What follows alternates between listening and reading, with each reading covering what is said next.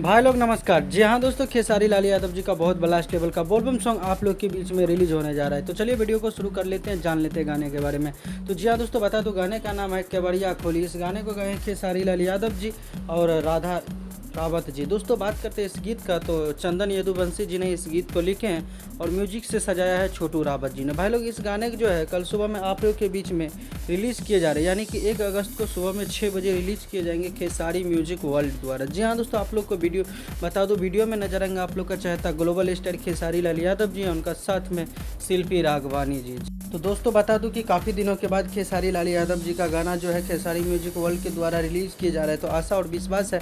और आप लोग के बीच में बता दूं दोस्तों, आप सावन का बहुत कम ही गाना बचे हैं, जो कि आप लोग इस गाने जो आ रहा है कल खेसारी म्यूजिक वर्ल्ड से ज़्यादा प्यार दीजिए। वैसे खेसारी लाल यादव और शिल्पी राघवानी का जोड़ी हर साल एक बार देखने को मिलता है, पिछले साल भी देखने को मिले था।